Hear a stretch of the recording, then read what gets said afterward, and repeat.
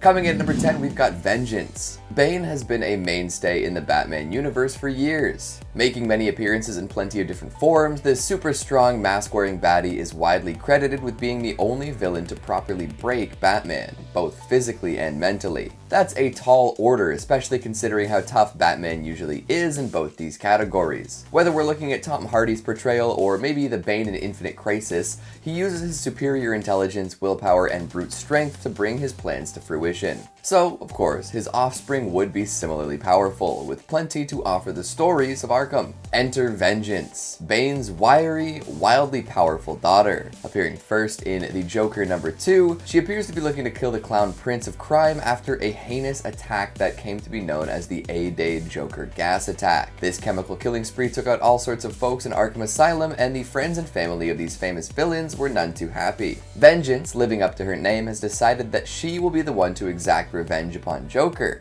and heads out to find him. Just as strong as her father in pretty much all capacities, there isn't much that would stop her from completing her mission. In fact, she single-handedly wipes out an armed personal army while hunting for the green-haired menace. There is one little thing though. Joker claims he didn't pull off the gas attack. Chilling in Belize, Joker is unsure who would do such a thing, but says it definitely wasn't him. So this progeny of Bane, also apparently born in a lab, fueled by rage and powerful muscles, is on a bit of a wild goose chase. Even if she kills the Joker, she won't have the revenge she imagined. Plus, there's always the other mission of finding out who actually managed to gas Arkham Asylum. Vengeance is a straightforward and deadly force and should be a lot of fun to follow as things develop. Coming in number 9, we've got CLOWNHUNTER. Another fanatical Joker hater, CLOWNHUNTER gets his name from his goal. Pretty straightforward, eh? He wants Joker dead, and he wants to ensure this is done by his hands. CLOWNHUNTER, aka Bao Fam. He hunts clowns. Why though? What would drive a young man to committing his life to killing a clown? Sure, Joker's done plenty of heinous things in his lifetime, but that's almost a given of living in Arkham City. Wouldn't most people like to figure out a way to live productive lives, even with the chaos turning in the background? Well, things are personal when it comes to CLOWNHUNTER and his supposed prey. As a child, he witnessed Joker kill his parents in cold blood and then run off cackling into the night, as Joker tends to do, of course. With this traumatic experience, CLOWNHUNTER was committed to a life of hating Joker. He also came to believe that Batman simply wasn't doing enough to deal with this moron society. Joker kept killing innocent people and was always allowed to live afterwards. Even if he were to be imprisoned, restrained, or otherwise removed from society, he'd make his return in one way or another. So CLOWNHUNTER decided that Joker needed to die. Batman was too lax with him, and so were the rest of the crime fighters in Arkham. Armed with a batarang-tipped baseball bat, CLOWNHUNTER killed something like a dozen of Joker's henchmen and even planned on killing Harley Quinn. Somehow, someway,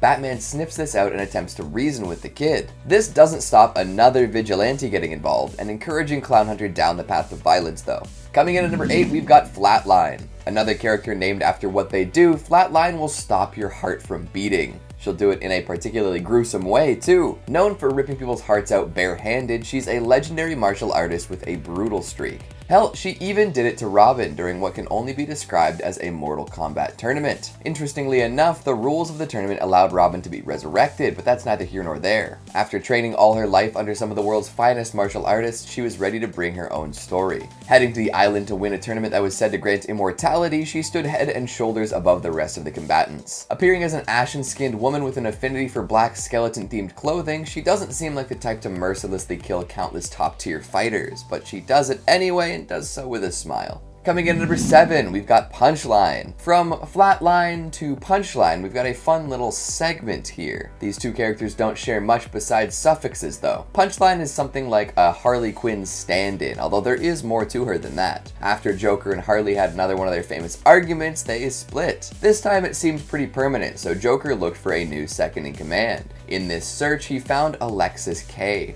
She dons the requisite clown makeup, but isn't really one for jokes. Cold, cruel, and exacting, she is somewhat of a Harley inverse. In preparation for the Joker War, she oversaw the stealing of Batman's funds from offshore accounts. She beat up Harley Quinn and stabbed Catwoman, leaving her for dead. Holy moly, she really is all business. Coming in at number 6, we've got Simon Saint. What's a good story without an esoteric billionaire calling the shots from the shadows? There's always room for more well-moneyed lunatics causing doom and gloom, especially in the era we're all living in. I'm sure there's no real-world comparisons to be made here. No way. Simon Saint is a man with a plan, and that plan is to introduce a fascist police force to the city that he would have total control over. Sure, he's trying to sell it as a partnership to Mayor Nakano, but we all know who the real leader would be. Saint Industries wants to kickstart this militaristic police force known as the Magistrate, complete with robotic officers known as peacekeepers and remote drones to keep people in line. All under the guise of making sure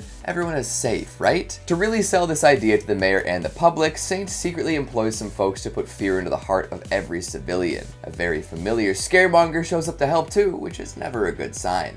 Coming in at number 5, we've got Peacekeeper 01. Let's quickly dive into this private army Simon Saint seems to be putting together for a second. There will be plenty of nameless, faceless automatons forcing the people of the city into line, but there's also got to be some extra special leaders, right? For that, there's Peacekeeper 01, one of the first sheriffs sent out by the Magistrate. This one in particular is a wicked strong augmented human, one who Batman readers have indeed met before. Does the name Sean Mahoney ring a bell? He was once a guard at Arkham Asylum, and a brutal one at that. But for a while there was no way for him to get back to work. He was the one who discovered the dead body of Bane, killed by Joker gas, and also went back to rescue some nurses, losing limbs in the process. However, Simon Saint offered him a whole new life with some prosthetic limbs to boot. All he has to do is lead the all-powerful Magistrate police force in their mission to totally take over the city.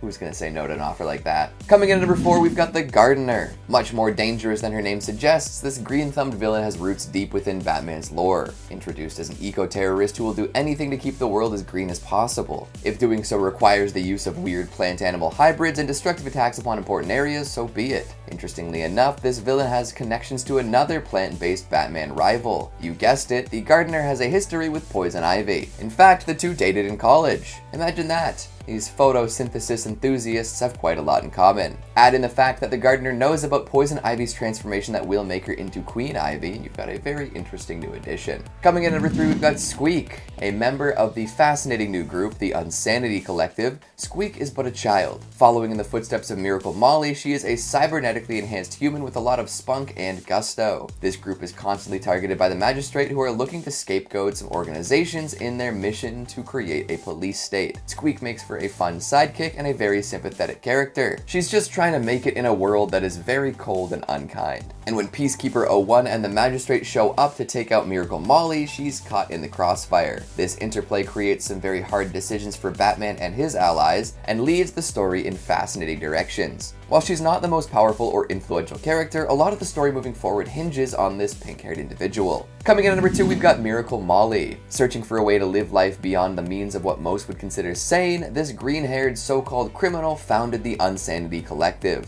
A group meant to allow civilians to live their lives without the weight of their past trauma, it develops technology that flies in the face of the Magistrate. Molly is the brains behind the operation, building and distributing gadgets and tools to all of her followers. Although their goals are noble, they go about their plans in ways deemed unacceptable by the powers that be, which causes a whole lot of problems, as you might imagine. However, Batman infiltrates the collective to find out more and discovers how genuine and committed Miracle Molly is. Although their actions are criminal, their hearts are in the right place. The Magistrate and in turn peacekeepers don't like this. An enemy of an enemy becomes a friend, and Batman joins the fight in an unpredictable way thanks to the influence of Miracle Molly. And finally at number 1, we've got Ghostmaker. Oh damn. This vigilante trained with pretty much all of the same people Batman trained with, and rivaled the Cape Crusader all throughout his life. There is one major difference, however. Ghostmaker is willing to kill. In fact, sometimes Ghostmaker believes that killing is sort of an art form while fighting crime. He's all about the art when it comes to dealing with criminal elements, which is a very interesting way to go about it. His values clash with the Bats quite often, spurring on many fights between the two. However, when a bigger threat emerges, it becomes clear that the two vigilantes must team up or be defeated. Kicking off the list at number 10, the Designer. Appearing for the first time in Batman Volume 3, Issue 89 in April 2020, the Designer was this masked criminal mastermind who at the age of 60, he earned himself legendary status for being able to execute these master plans. He also created this chemical that allowed himself to use corpses to move around and carry out said plans. Yuck. Zombie mind control army. You'll love to see it. Early on in Batman's career, the Designer watched him work. He watched him spoil the plans of Gotham's enemies, so he approached a few of them to talk. He sought out Catwoman, the Joker, Penguin, and the Riddler, and they all met at his hideout, the Tartarus House, just right outside of Gotham City. He offered them infallible plans, but when it came down to the Joker's desires, well, the Joker wanted his job. He wanted to take his place, of course. So the designer ordered that undead army to attack, but Joker shot him, supposedly ending his life. Now cut to Batman Volume 3, Issue 85. The designer returns, only Batman finds out that it's just another corpse being controlled by the Joker. Got him. Number 9. Icon. Icon is not a living organic character, but is an AI character who was created by Ghostmaker. Icon was created to help Ghostmaker and sometimes act as his moral compass or even kind of his survival instincts, as Ghostmaker is a psychopath who as such is completely fearless, meaning that he often struggles with both of these important emotional components and traits. Icon acts similarly to Tony Stark's AI in the MCU, Jarvis, and helps Ghostmaker with calculation, strategy, and perspective on missions. Also, for those of you that are like, Jarvis is actually Tony Stark's butler in the comics, yes, I also know that too, but in the MCU, it's an AI. Icon also appears as a little blue ghost emote like the ghost emoji on your phone or little ghosties seen in Pac-Man. Basically, I'm a big Icon fan. Every time there's more Ghostmaker stories, I'm like, this character is great. More Ghostmaker, more Icon. Number 8. The Underbroker. Making his first appearance in Batman Volume 3, Issue 92, just last August, the Underbroker, aka Harlan Graves, he was a senior partner at the firm Graves, Willock, and Crane. Harlan's job was to run a financial institute for criminals. He runs a bank for evil guys, so you know he's gonna be dressed to the nines. He's brilliant. I mean, the guy should have gone into crypto. He takes all these crooks, he takes their money, and then he transfers it and hides it in all these hedge funds, literally in the richest pockets. He's managed to keep this business a secret from Batman, but when Catwoman caught up to him, she asked if he wanted his safe numbers said out loud in front of others. He says, no. And then she asks again if he wants Batman sniffing around the underbrokerage, and he repeats, no. But he offers to make her rich if she spared him. How do you resist that? Come on. I wonder if he can settle my student loans. Might have to take a trip into the Gotham sewers, see what's up. Number 7. Master WYZE. While Miracle Molly and Squeak might have been more prominently featured in the latest issues of Batman as we've come to know the Unsanity Collective, Master WYZE is in essence their leader. The Unsanity Collective is all about exposing and reversing the sanity of Gotham, including the sanity its members see in everyday people who they see as kinda being sheep, not questioning the status quo, and even in vigilantes. I mean, probably especially in vigilantes. Vigilantes are pretty insane, I think we can all agree. Master WYZE and the Unsanity Collective give those who seek to join them a fresh start and clear mind by seemingly removing their history and previous memories. By seemingly removing their history and memories of their previous life, allowing them to take up a new identity as an active member of the collective, which is kinda like a commune who, as a group, take care of one another. Number 6. The Talon and the Court of Owls. The Court of Owls seems to be part of Matt Reeves' upcoming Batman flick in one way or another, so we'd figure we'd get you caught up to them right now. They were created by Scott Snyder as this new secret society that uses architecture and violence to gain political influence over time. My two favorite things. Nice, they go together. They appear for the first time in Batman Volume 2 Issue 2 when Bruce announces plans to rebuild Gotham for the better. The court can't have this happen, so he's sentenced to death, with the Talon setting his sights on Bruce. The Talon attempts to take out Bruce atop Wayne Tower while he was meeting with politician Lincoln March. Batman investigates and finds that these guys have been around for quite some time. He discovers that the Court of Owls had secret headquarters and hidden rooms in every single building established by the Alan Wayne Trust. So Bruce remembers back when he was a child, and he believes that the Court of Owls are in fact responsible for his parents this whole time. The Talon is an assassin named William Cobb. He proudly claims to have taken out several members of the Wayne family. Do you think the Talon will make an appearance in the new Batman movie? I'm not gonna lie, we see the Riddler in the trailer for Matt Reeves' Batman, but it does kind of look like the Talon a little bit. I don't know, we could be getting fooled. We also see an owl on the Riddler's card, so maybe we're just getting more than we think. Number 5. Madame Midas. Madame Midas is known for being the richest woman on the earth and appears to be covered head to toe in gold. At least that's what it looks like to me in the comics. She's very shiny. A criminal and supervillain, she is an arch nemesis of Ghostmaker's who is prominently featured in his own flashback stories included in the last few issues of the current 2016 Batman series, starting in issue 107. Madame Midas is the current big bad he is up against and looking to take Ghostmaker down in the story, which had its penultimate chapter in issue 111 fan of Batman, and will have its conclusion told in Batman's 2021 annual issue in November, which I'm super hyped for. Madame Midas awaits Ghostmaker at the top of her tower on a secluded island that he has infiltrated. She has brought together his former enemies as her last line of defense, and in hopes to learn of a way to defeat him. But so far, it's not looking very good for Madame Midas, as Ghostmaker seems to be a step ahead of her at every turn. And friends, before we move on to the next spot, if you are loving this video and you want more Batman videos, which honestly Batman is so good right now, I'd love to talk more about Batman, be sure to let us know by giving this video a thumbs up. Number 4. Red Tool. Wayne Wilkins, Red Tool. This sounds familiar already. Okay. Red Tool made his first appearance in Harley Quinn Volume 2. When Wayne first met Harley, it was love at first sniff. Yeah, Harley was under the influence of these berries that make anybody who smell her fall dearly in love with her. Red Tool also isn't the only one falling under that spell. So what does he do? He fights everybody else who has. He even loses an arm and becomes a cripple during this. He's kind of seen as a joke villain. Obviously he's similar to Deadpool in design and character, but he's actually pretty badass. At one point, Red Tool kidnaps Harley at a roller derby match using sleep gas and then takes her to the top of a Ferris wheel because, romance. Up there he explains his origin story to Harley, but she's not interested yet. She gets home and sees that he's left her his number and a red hammer. This number is a message explaining that she has to meet him at a local church where he's of course kidnapped enough members for a wedding,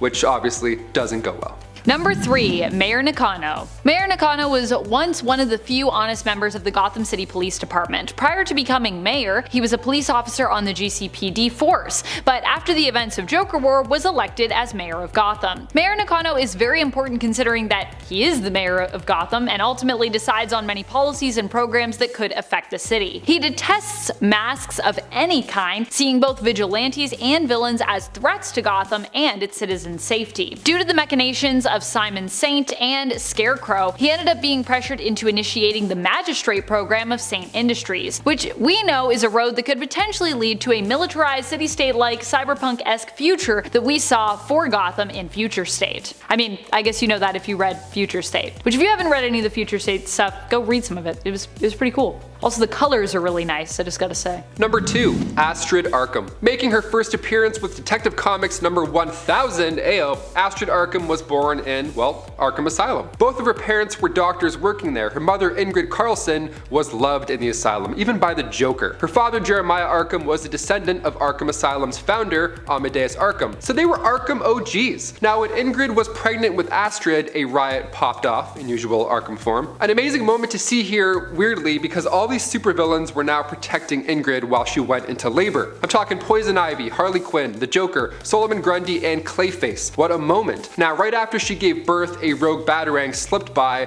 and that was sadly the last of Ingrid. So now her father had to raise the child alone. She was homeschooled in Arkham and even became friends with all of these inmates. They felt like they owed her mother their kindness at least. She grew up hating Batman, of course, but that hatred grew even more once Astrid found footage of her fateful birthday. From that point on, she trained herself into a skilled fighter, started a cult called the Knights of the Sun, and went after the one who threw said cursed Batarang, eventually calling herself the Arkham Knight. Number 1. Jace. Tim Fox is the brother to Luke, Tam, and Tiffany Fox, as well as the son of Lucius and Tanya Fox. Tim is a new character in the sense that he's been reinvented and reintroduced in the Prime Earth continuity, first appearing in the current run of Batman's issue 101 in 2020. But he also has been around in the New Earth continuity since 1979, so new but also old. However, in the previous continuity he would be introduced and then seemingly forgotten for a lengthy period of time before being brought back near the end of that continuity, making one more appearance right before New 52 came in and brought us the Prime Earth continuity. It would then take 9 more years before Tim would be remembered and brought back again in 2020, and we'd also learn as we peered into an alternate future in Future State that Tim now went by the name Jace and was seemingly destined to become the new Batman after Bruce, which makes him pretty important. If you want to learn more about how and why Jace became Batman, some recommended reading would be The Next Batman and Dark Detective from Future State. And if you want to watch him potentially become Batman or become more Batman-like, you can check out the Prime Earth continuity series, The Next Batman, Second Son, and the upcoming I Am Batman, which as of this reading is currently on issue number 0, but issue number 1 is coming soon. And those are both by John Ridley, so pretty cool reads, I think. Number 10. Sportsmaster. Starting off with a pretty vanilla villain, Lawrence Crusher Croc was a very competitive sportsman who excelled at many sports but he never played fair. Doing anything possible to win, he was eventually banned from playing any sport at a professional level, which for some reason led him to a life of crime. I don't know why. After a run-in with the Green Lantern, he supposedly dies, but it's revealed that he actually just faked his death, and that's when he became the Sportsmaster. After little success as a solo villain, CROC decided to join the Injustice Society, but after a series of crimes, he ends up in jail for a while.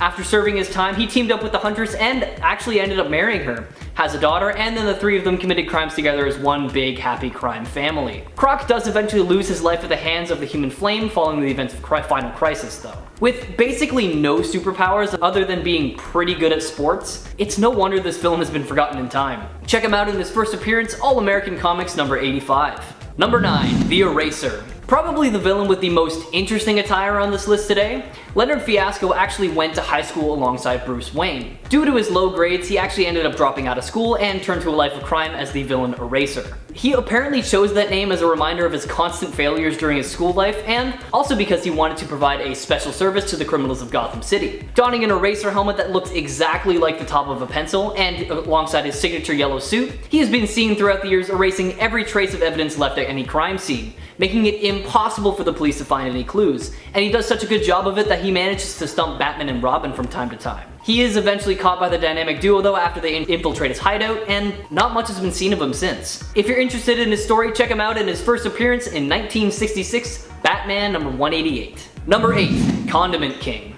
Now with a name like Mitchell Mayo, it makes sense that this villain's name would be the Condiment King. Once an inmate of Arkham Asylum, Mayo somehow managed to break out but was immediately subdued by Batman and Catwoman. His dream was to one day open a restaurant on Coney Island, and he actually does achieve that, stating he's turned legit and wants nothing more than to leave his life of crime behind. However, he does later don his suit once more and does his best to wreak havoc against Batman and Nightwing. Possessing no powers whatsoever, Mayo relies heavily on his gadgets, the most prominent being his condiment guns. These guns shoot a variety of sauces including ketchup, barbecue sauce, mustard, and more. However, it's kind of useless because it doesn't shoot anything at a high enough pressure to be lethal. The best it can do is create a nasty stain and just ruin your day. Check out this villain for yourself in his first appearance in Birds of Prey Volume 1 number 37, or in his New 52 reintroduction in 2016's Batman Volume 3 number 9. Number 7, we have Johnny Karaoke. The crooning Yakuza loan shark is the next on our list today. Definitely not the most fearsome of Batman foes, however, this villain is way too interesting to stay buried for too long. After all, you've got to respect any American fearsome enough to rise through the ranks of the Yakuza. Although he seems like a very happy-go-lucky kind of guy, this is all an act because once you let your guard down around him, he'll whip out his cane that doubles as a microphone and a sword and do whatever he feels is necessary to protect himself and his geisha girls. Though he hasn't really made any appearances outside of his first appearance in 2007's Batman number 660, the character Jonathan John Charisma Brown from Batman Arkham Knight is heavily influenced by him and likely an homage to the smooth-talking Elvis impersonator. Like many lesser-known Batman villains, Johnny does not possess any powers other than the ability to sing pretty well, but his connection to the Yakuza combined with his own skills makes him a fairly dangerous foe. Number 6, Flamingo. Edward Flamingo, known professionally as the Assassin Flamingo, is truly ruthless, and I'm genuinely surprised he hasn't appeared in the media more. As an emotionless, unfeeling killer with the odd tendency to eat his victims' faces after he's killed them, Flamingo has proven to be a formidable foe as he is able to temporarily paralyze Damian Wayne, and would have killed him if it lasted longer, showing that he has no problem killing anyone whatsoever. He even nearly killed the Red Hood and would have gotten away with it if it weren't for the intervention of Dick Grayson, who had recently taken up the mantle of Batman after Bruce Wayne's death. As a master assassin, Flamingo has the know-how to use pretty much every firearm imaginable, and thanks to his iconic pink motorcycle, he is rarely caught. Described as an evil Zorro by his creator Grant Morrison, why not check him out for yourself in 2007's Batman number 666. Number 5, Maxi Zeus. Chronologically the fourth Batman villain to be committed to Arkham Asylum behind the Joker, Two-Face, and Rupert Thorne, Maximilian started out with pretty humble beginnings as a Greek history teacher.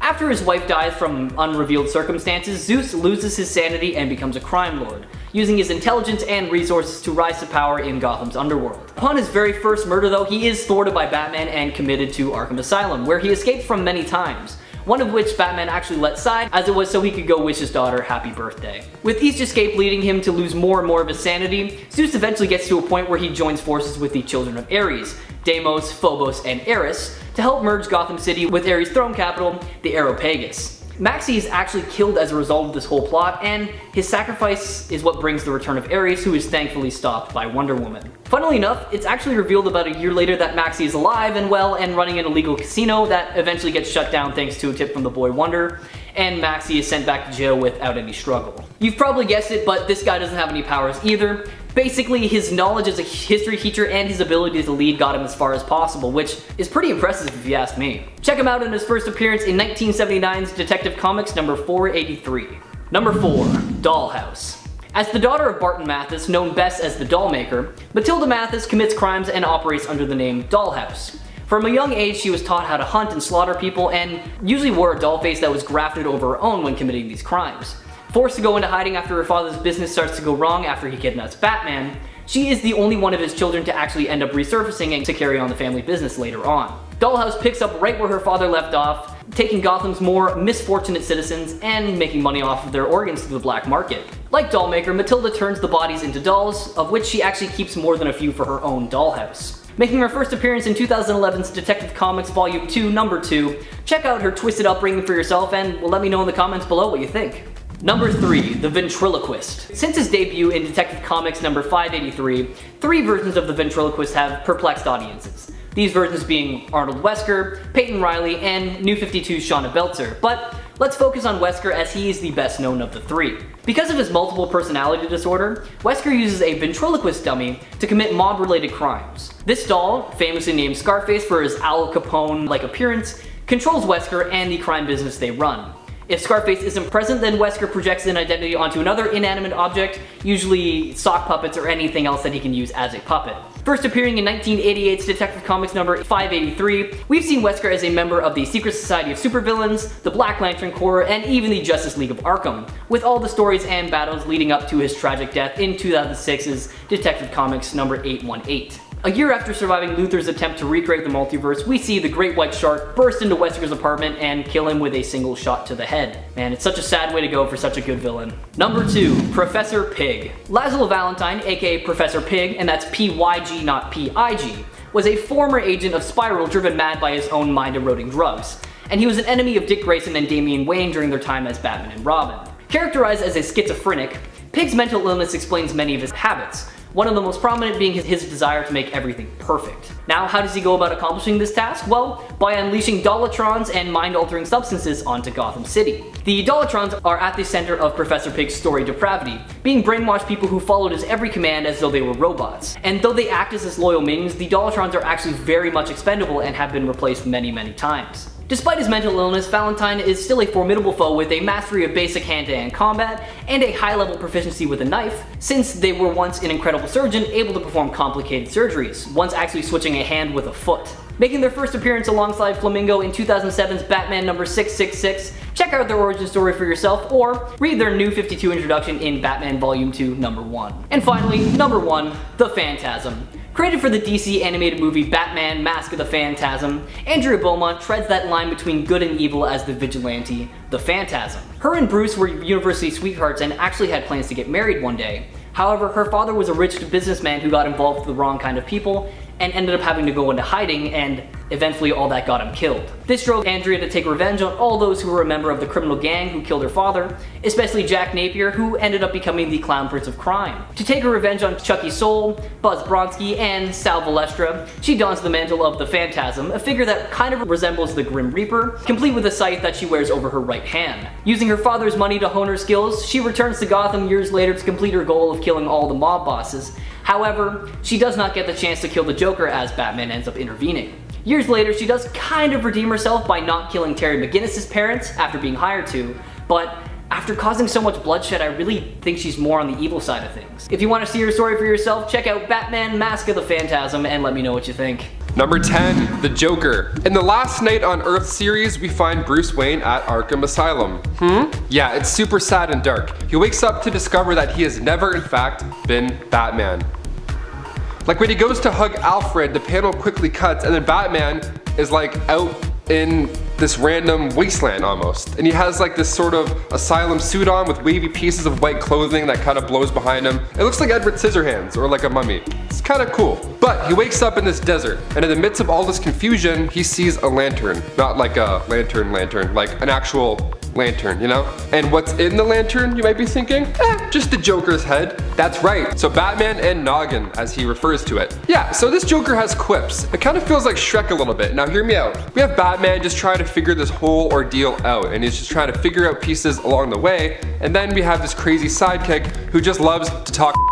The writers really amped it up in issue number 3 of The Last Night on Earth. So during the duo's travels, Joker mentions, in a jokingly manner of course, that he wanted to be Batman's next Robin.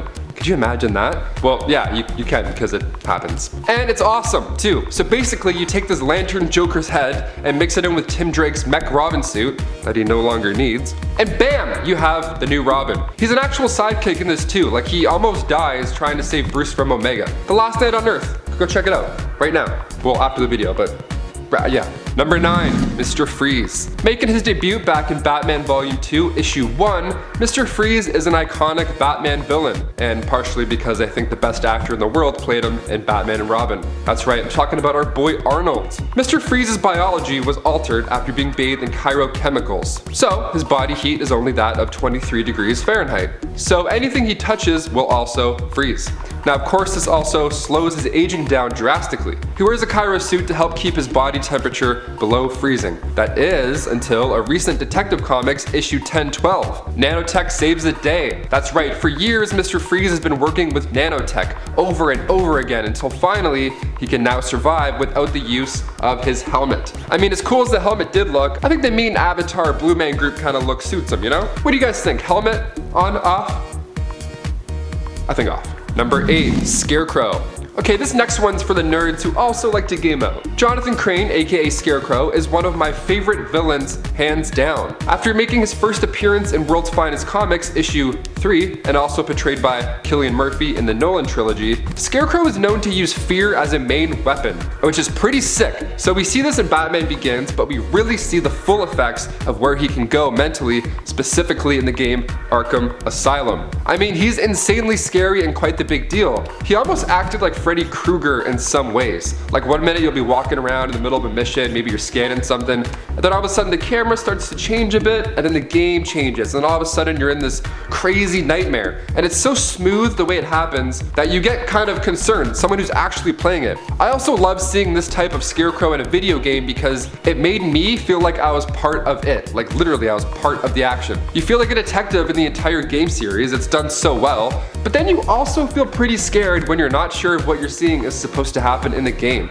Some parts I swear my game was glitching. Amazing series if you haven't played it yet. Number 7, Poison Ivy. Taking place in Batman Joker War, we find a ravaged Gotham City. The Joker has sent out all his goons to run around and basically mess the place up. Most of Batman's villains are just laying low at this point, just kind of waiting to see what happens, you know, just watching from afar. Now at this point, we haven't really seen much of Poison Ivy in the storyline. After a brawl with Punchline and Harley, most of Poison Ivy's hidden underground cave, called Eden, burned down. So Poison Ivy returns to look for Harley and she sees the damage. Oh, there were a few of Joker's goons inside, but they obviously didn't last long, as you would have expected. She explains to the last guy before she kills him that she's done with distractions, and instead of rebuilding this cave, which she easily could have done, she summons up this new plant called Devil's Ivy.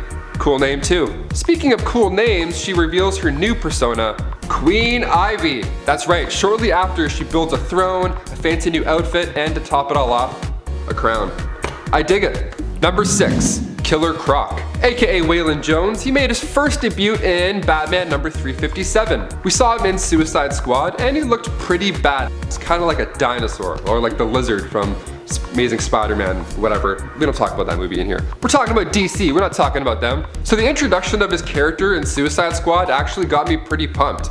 And then the rest of the movie happened, so short-lived to say the least. His OG look wasn't nearly as menacing though. I mean, see, from his debut back in 1983, he looked like a guy. A strange looking guy, but still more human than his current look nonetheless. Now at this point, he was just a criminal with a scaly skin disease, where now he looks like a monster, donning the full-on Croc monster look. And if you want to see these big changes for yourself, make sure you check out Batman Hush Killer Croc, where he looks arguably the most bad. There's one panel where he's just towering over Catwoman and he's like, I want my money! And she's like, alright man, chill out. I would my leather pants. Very fast. Number 5, Joker. This one is super recent. I did say spoilers at the beginning of this video. You were warned. Warned, I tell you. So in Batman Joker War, the Joker appears to be wearing a batsuit. Yeah, and it's pretty bad looking too. I mean, come on. He's got the smile across his chest, they got the ha-ha-ha's written on the side, and to top it all off, he's even sporting the purple cape. It's amazing. So Batman had no idea that this is what he would find. I mean, first a dead Alfred greeting him, and then now a Joker in a batsuit. Get me out of this nightmare. What is going on? So how did this even come about? While Punchline and Joker's goons turned Gotham into a flaming death zone, like I mentioned earlier, the Joker was busy going after Wayne's fortunes. And I loved seeing this version of the Joker as well, like going after Wayne's money right off the bat, pun intended, even confirming his own actions by saying, you know what, I'm going against my own brand on this one. It's just fun. And we also saw similar looking suits back before Suicide Squad even came out, and like promo material and stuff. And it got us pretty hyped up. Me and my friends were talking about it. Yet it never happened. A lot of those things just didn't happen in that movie, eh? Number 4, Clayface. Basil Karlo, aka Clayface, made his first debut back in 1940 in Detective Comics numero 40. He was an actor that had gone a touch crazy when a remake of his classic movie was released with a new actor. Kind of like what we get to see every other month. So he decided to adopt this persona of an old movie villain, Clayface. And this guy's pretty neat. He can mimic anybody just by getting a smidgen of DNA. He could change the shape, the size of his body. Solid actor, eh? So method. Cut to Detective Comics Volume 1, Issue 934. Clayface had escaped Arkham Asylum. Why, you ask? To go to the movies. Yep, he went to go see himself on the big screen. To see himself. I don't watch myself really. I watch a few of these, but too scared. So as the crowd of moviegoers obviously runs out in a frenzy, Clayface is left sitting there wide-eyed, just wondering what could have been, watching his own performance. So Batman and Batgirl enter the theater, shocked that this is the reason he escaped. All he wants in this moment is just to watch the 84-minute movie and feel good again, to remind him who he was once. Batman responds with, well, what if I could give you more than that? What's the catch, he answers? Well, the catch is, says Batgirl, you're gonna have to do everything we say. And poof, we have Clayface on the home team. Let's go. Number 3, Harley Quinn. Making her first debut back in Batman Harley Quinn in 1999 and portrayed by the insanely talented Margot Robbie, literally one of the best actors on the face of the earth, Harley Quinn has always been known for flipping back and forth, changing sides. She's kinda weaving in and out a little bit, you know? Even her character evolution in the new DC movies alone, like looking at Harley in Birds of Prey compared to how we met her in Suicide Squad. In the comics, her relationship with the Joker is abusive and it's controlling, and Harley has histrionic personality disorder, so she has a lot of things in common with the Joker. So when it comes to seeking attention with all these crime lords, she's super entertaining when she tries to get Mr. J's attention. She uses her psychiatrist skills to get in close, you know, get in your head a little bit. She's super lovable as well. I mean, obviously, look who's playing her. I'm glad DC is moving Harley to be her own character in this new live action franchise. It's a nice message too. It's like, you know what, no matter how deep in love you are with a psycho, you can always break out of it, start a gang, and kick some bad guys' ass. There's always time, guys. Number 2, Catwoman. Making her first debut in Batman number 1, Selina Kyle looked a bit different from the start, to say the least. We've seen numerous actors play the iconic jewel thief, from Michelle Pfeiffer, or as I said growing up, Michelle Pfeiffer, to Zoe Kravitz, set to play her in the upcoming Batman flick with Pattinson. So we know the look by now. All black, slick, couple of quips, some eyebrow raises. She kicks. This look was never the case, however. In the first issue she appeared in, she was actually referred to as the Cat, simply put.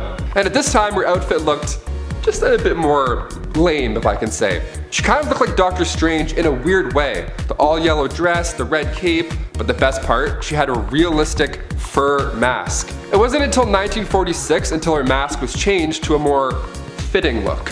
Still not quite what we're used to, but it's a step in the right direction, that's for sure. Then in the 50s, she was deemed more of a sidekick to Batman rather than a villain. And finally, number 1, the Joker, Death of the Family. This next one is wild. And yes, the Joker was on this list more than once. Well, because I wrote it, okay? That's it. We go back to 2012, Batman Volume 2, Issue 13. Now, the Joker at this point had not been in Gotham City for about a year now. He originally got captured and sent to Arkham Asylum, but that was all part of his plan. So while he was in there, he made a meeting with Dollmaker, where they cut off Joker's face, and then the Joker escaped without a face. So a year later, the Joker returned to Gotham, still without a face, kills some cops, all Joker-like, still without a face, and then he steals his own face out of the evidence room, just slaps it on. He kind of has to tie it. It's really gross. Imagine looking around and then you just see your own face. That's it. So he masks up, or faces up, whatever you want to call it, and then he captures Alfred. Wild. The look of this mask though, oh, it's so loose and gross. It looks like baloney. You gotta love it.